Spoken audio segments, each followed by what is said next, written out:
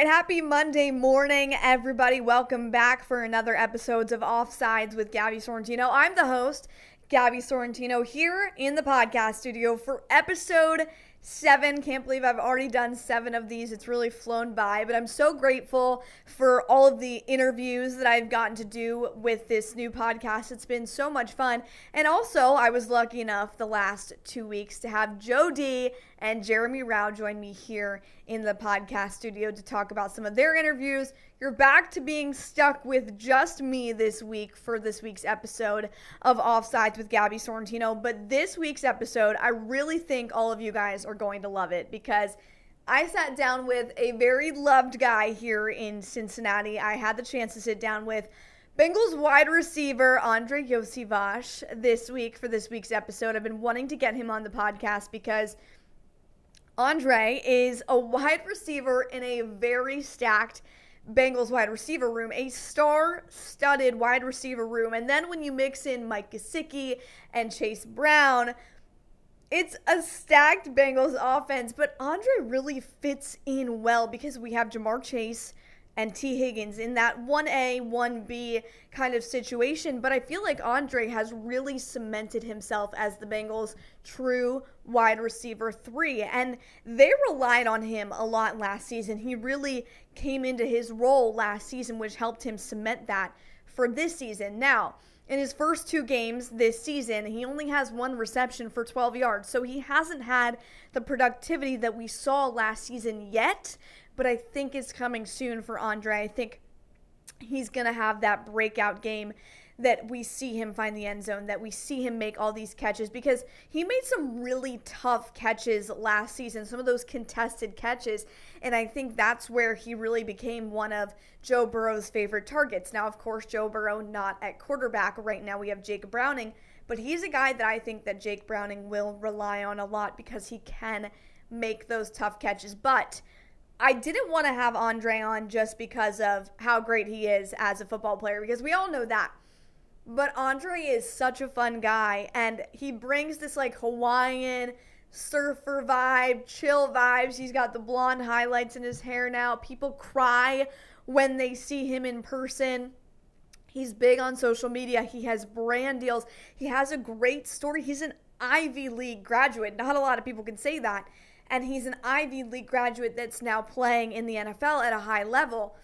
And he has this really cool story about being a 2-sport athlete in college, which, again, not many people are that. He was incredibly successful not only at football, but also at track at Princeton. That's some impressive stuff. But I also kind of wanted to know what it was like growing up in Hawaii, because I'm jealous, first of all.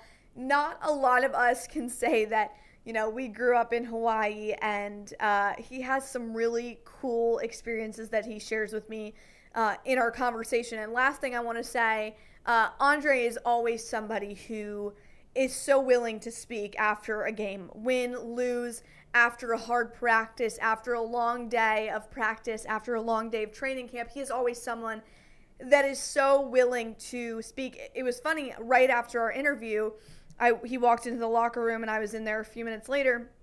He was already in there doing an interview 2 minutes after he had sat down with me for 15 minutes. So that tells you what kind of person Andrei Iosivas is. I also think it's funny, he came on our Bengals Now show, our live show at Newport on the Levee a few weeks ago. And there were girls there that saw him and literally started crying because they just think he's so great, and seeing him in person was such a cool experience for them. So I kind of asked him about that the other day, and he said, yeah, I walked into a restaurant a few weeks ago and there were 3 girls in there and they all just started crying. And I think we talked about this in the podcast, but I'm like, I can't imagine. I mean, maybe Justin Bieber understands that feeling, but not a lot of people do. So we talked a little bit about that, the brand that he's built here in Cincinnati, kind of the person that he's become being a part of the Bengals and being recognized in public like that. So let's get to it. My conversation with Bengals wide receiver Andrei Iosivas on Offsides with Gabi Sorrentino. All right, back for another episode of Offsides with Gabi Sorrentino. Andrei, making your podcast debut with me today. Thanks for coming on. Thanks for having me. So I wanted to talk a little football first, and then we'll get into your fun personality, and we'll talk about all the girls loving you in Cincinnati. But let's start first with a few weeks into the season. How are you feeling like things are going for you right now? For me personally or for the team? For you personally. It's good. I mean, I don't have like a bunch of targets and receptions right now, but it's really early, and I'm just trying to, do my role the best I can, whatever that may be. And, it takes everybody on a team for us to succeed and to win, so that's kind of my mindset right now. After last season, you had such a big role in the offense. How do you continue that this season and continue building on your, personal success? Yeah, it's just making the most of the opportunities that come your way, and, knowing that, 1 and 5 are in front of you, and that, you're going to have to wait your turn, but just being ready when that turn comes, and, making the most of your blocks and making the most of every route, even if you're not getting the ball. That's just kind of how you stay engaged in the game and always get better. Yeah. So we know that Joe Burrow is not at quarterback anymore. You got Jake Browning. How does that change your game plan, having Jake as QB1?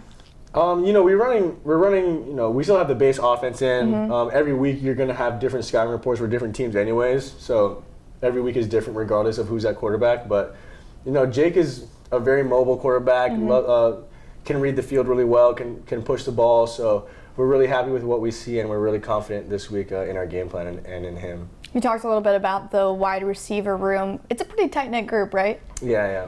Why? Why do you feel like you guys have become so close? Just because, we're around each other all the time. And we're all kind of like different personalities, like even like the starting three, even to the rest of the guys. Like I feel like we're all pretty close, and this year's room is really one of my favorite rooms I've been in since I've been here, just because we all banter all the time. But it's also like professional in a way, like we can all bounce ideas off each other, respect each other. So it's just been a really, really fun year. Do you guys do anything fun outside of Paycor Stadium on a weekly basis?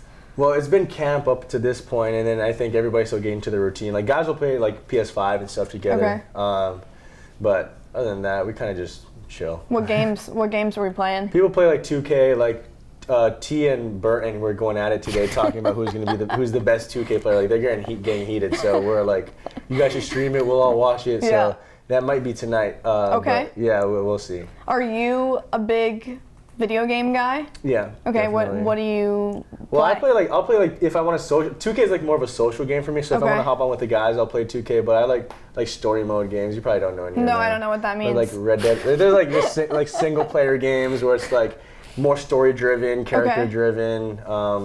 You don't really play those with friends too much. Right. Yeah. My video game knowledge is essentially like Fortnite. I know what that is. I've never played it, but I know what that is. I know what Call of Duty is. That's a good one. Yeah. That's pretty much it. Yeah. I mean, those are two pioneers for sure. Okay, so I wanted to talk about this. You changed your hair color. Yep. You're a blondie now. I am. Why? I was just feeling it. And I was feeling the summer, the heat in the summer. I was like, I'm in the sun so much, I might as well go blonde. Yeah. And I used to do it all the time as a kid. Like every summer, I used to buzz actually what Joe did last year. Every summer, I used to buzz my hair and bleach it. And I remember one year I didn't do it, and nobody knew who I was. It was like on my summer track team. They're like, "Who is this kid?" That's amazing. So I'm kind of going back to my roots with that. Are you putting in like sun in when you go out there? I do. I just do this purple shampoo. I know purple shampoo. Yeah, because I have to like keep it blonde or something. I don't know. Yeah, the lady just told me what brand to buy, and I just use it every other day. So you're gonna keep up with the blonde throughout the season, or you think you're gonna let it grow out? Well, I'll let it grow out, and then I'll probably re-dye it at some point or re-highlight it or whatever, and then see. Well, welcome to the blonde club. Thank you, appreciate it. And hopefully we make it to the playoffs, and I can do some crazy stuff. Yeah, then you can really. Then maybe we'll see the buzz cut. You can't let go of those. No, my head shape doesn't allow for a good buzz cut. Okay. So you and I were chatting about this yesterday a little bit in the locker room, but you came on our show, and the ladies, the girls of all ages in Cincinnati love you. Yeah. What is that attention like when you go out in public? It's nice. It's always nice to like have fans to support you and stuff, or like people will start crying or like. Is that weird cool. though? Like when you see people, when you're out and someone's literally just crying? Like, so sometimes I think about like, okay, if I saw like Messi, like for me, like when I was a kid, it was like Messi, Julio Jones, like Megatron. Like I wouldn't say I would get starstruck now, but if I saw Messi now, that's the only guy I would be starstruck by. Did you see him when he came to Cincinnati? No, unfortunately I didn't. That would have been really cool. That's the only guy I would be starstruck by. Probably. Okay, but you probably wouldn't cry. I don't know what would happen. I feel like those are like in the moment type of deals. Like he's so legendary to me. I don't know what would happen. I'm an emotional guy sometimes, so you never know. Yeah. It's okay. It's okay to be that. It's okay to cry sometimes. Yeah, it's okay to cry. We all cry. Yeah. Some more than others. I won't raise my hand for that. Okay, so when you were at our Bengals show, though, we had some younger girls there, and they literally saw you walk up to the stage and cried. What is it like knowing that you're such a popular player here? Did you ever imagine that you'd have that kind of draw being here in Cincinnati? No, not at all. I mean, that is really cool to see. Like, I love it. Yeah. It's awesome to see that I have that kind of support. But, I came from Princeton, and then, so it's not like I had a big following there. Right. And, like, I was, even though I was killing it in football and track in Princeton, like, only the athletes knew me. If I'm walking around campus, nobody could care less. None of the girls are running up to you. Yeah, and they could care less. They're working in the chemistry labs or whatever. So I'm just walking, I'm just chilling.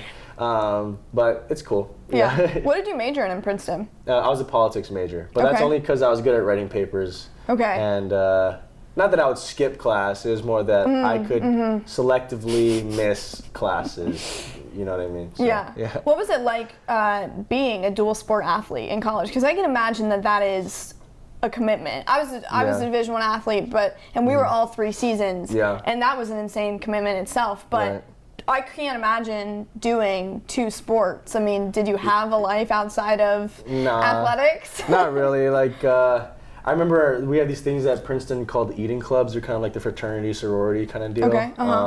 And I was like, I want to join the one where they kind of have more parties, all this kind of stuff. And like, I never went to any of the parties, because I was always like in the training room. I was always doing stuff. Right. But I don't know. I liked it just because it gave me. I think physically it was a little bit hard to like get my body like from football shape to track shape, and then from track shape back to football shape all the time. But I think in terms of structure. And I made a lot of friends on both teams, and so that was really cool for me, like to go from one world to the other, and have like just a plethora of like different people that I knew. That's one thing I always miss about, and you still have that structure, but that's one thing I miss about being a student athlete, which I feel like I had every day, like planned out from lift to meetings to study hall, and I actually enjoed that. Definitely. That structure, but I mean, you still have that now, so I guess it's not much of a difference for you. I think if you have a real like a job, then you can always. Then you have to just make your own structure, but you still, have it. Did you ever at any point think I could be a track star instead of I could be a football player? Yeah, I mean, really, I didn't know if I could be an NFL caliber guy until I was really good at track. Okay. My coach had told me before that he thought I had NFL talent, but I didn't really start until like my sophomore, junior year. Right. So I was like, I don't really know. But my junior year, I went to nationals and I got 4th. Okay. Against like guys who medaled in the Olympics. I was like, like I am actually like a world-class caliber athlete. So that's kind of when I realized that I was, on the path to either Olympics or NFL. Okay. I want to talk a little bit about Hawaii because, I mean, what better place to live? I mean, getting to live in Hawaii. My number one question. Is the 7-Eleven in Hawaii just as good as everybody says it is? Yeah. Yeah? Because I see it on TikTok all the time. Yeah. That's funny. Yeah, all the sandwiches and the sushi you can get for so cheap. Yep, I always see that. Every day, I mean, that's my breakfast. It's either McDonald's, but in McDonald's, we have like a breakfast platter from McDonald's. So it's like I've rice, seen that on TikTok, the rice in it. Rice, eggs, Spam, Portuguese sausage. So I'd either get that or I'd get like a Spam musubi from 7-Eleven. Or like they have like a little bento box with like rice, eggs, whatever meat you want. That's crazy. It was pretty good actually. Now I think back on it. It's different. It's so much different than getting a breakfast here. Could you? I mean, I could never imagine getting breakfast here at a 7-Eleven. I think white rice for breakfast is like a weird concept here for sure. But for me, I miss it every day. So you like Spam? Yeah, I love Spam. A lot of people don't. I mean, I've never. Well, they've never had it correctly. Okay. Though. You know what I mean? Like they've never had it. You gotta go to like one of the Hawaiian spots down here and have some Spam and definitely. Because they cook it. Yeah, and then they marinate in different things and like put it's real good. So were you a surfer growing up? I was a body surfer. Okay. So like no board, just like riding the wave with your body. Yeah, there's like the best body surfing beach 5 minutes from my house. Okay. So I was getting barreled. Does that like hurt? Sometimes, yeah. Did you wear like a rash guard? No.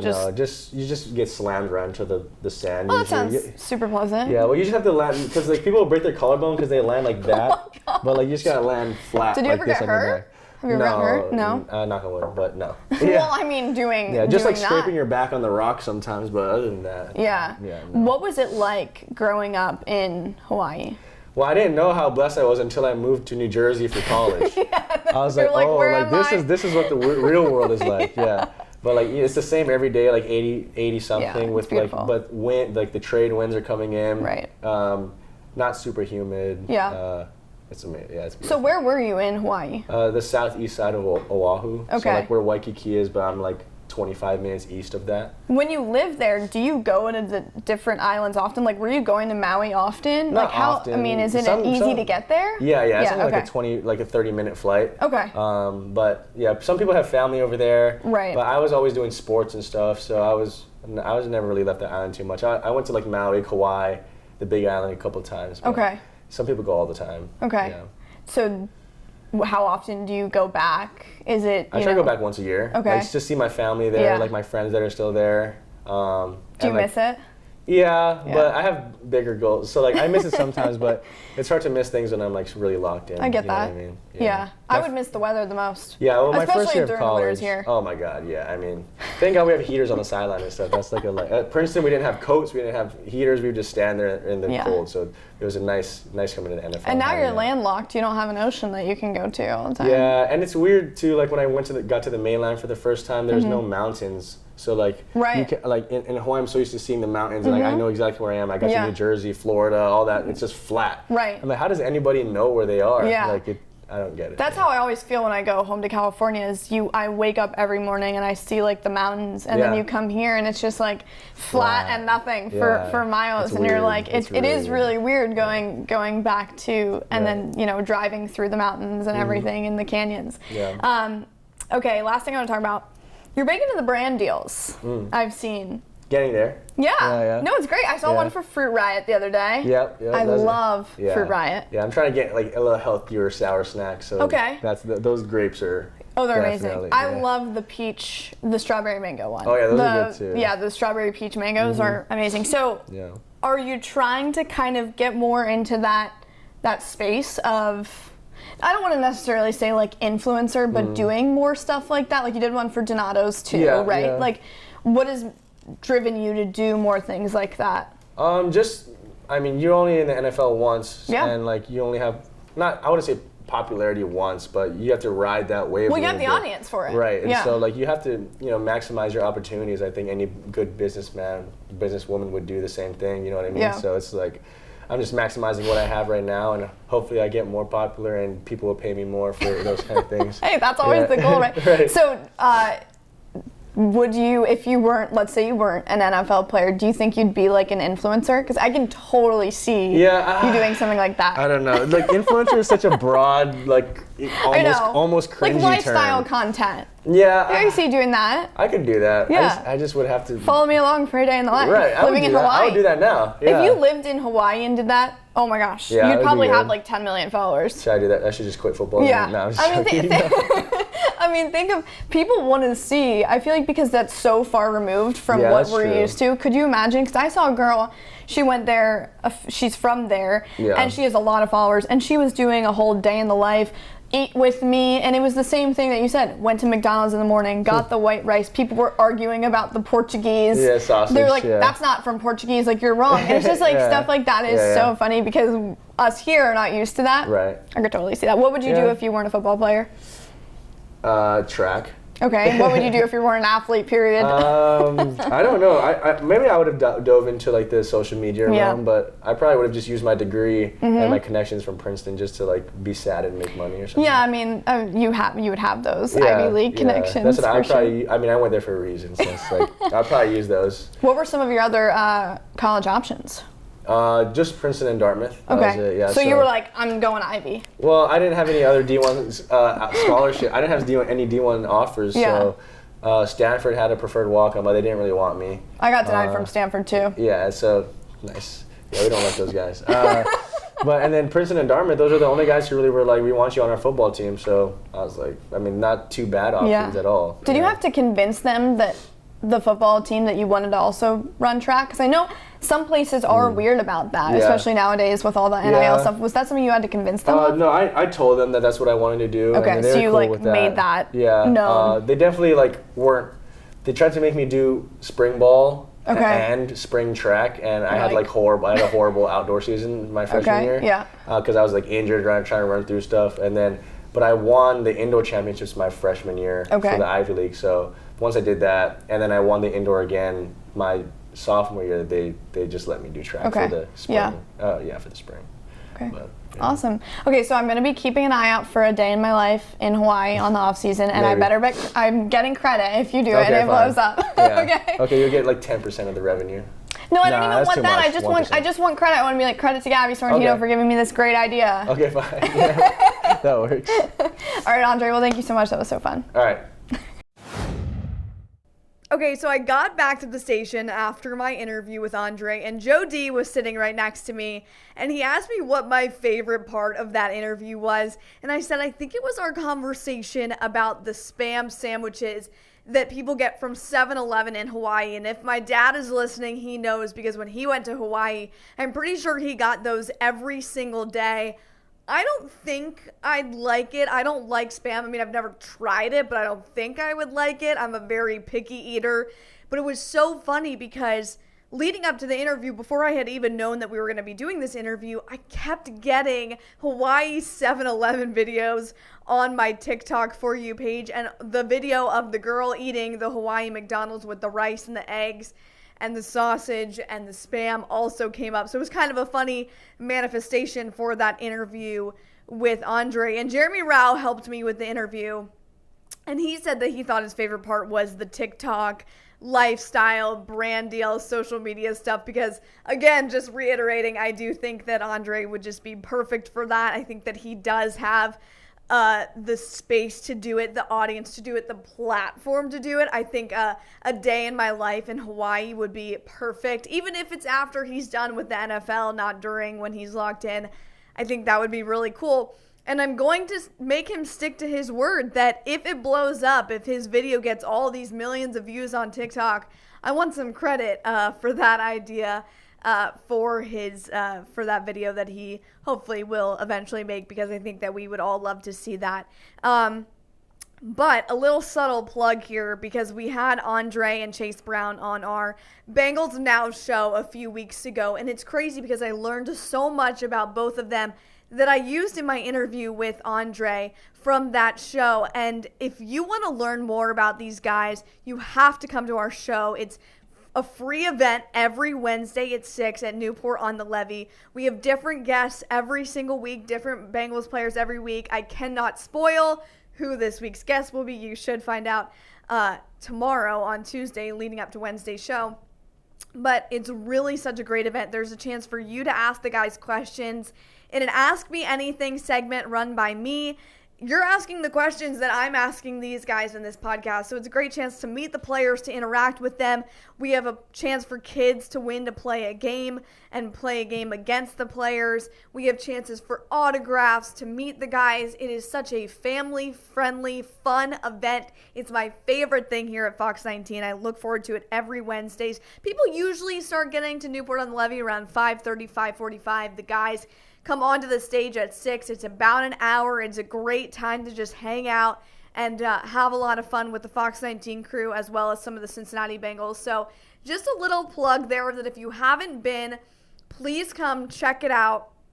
The more the merrier. It's such a fun time when we have a big crowd there cheering on the Bengals, cheering on the guys that are there. They always love it and talk about how great the fans are. So make sure you come out to Newport on the Levee every Wednesday at 6. And please keep tuning in to Offsides with Gabi Sorrentino. I've gotten so many amazing comments from you guys, so much great feedback, and I'm glad you're loving it. I'm glad you're liking listening to it as well as watching it. A reminder that it's not just a podcast, it's a digital podcast as well. So you can go onto YouTube, you can go onto all of our Fox 19 digital platforms and actually watch my interview with Andrei, watch all of my interviews, not just be here listening to it, listening to me yap in the studio, but you get to watch me sitting here talking to you guys as well. every Monday, 9 a.m. Start your week off with some fun with me here in the podcast studio, anywhere you get your podcasts, and then again on all of the Fox 19 digital platforms and YouTube. But that's all I've got for now. I hope you guys have a great rest of your Monday, a great rest of your week, and I'll see you next Monday morning. Bye, guys.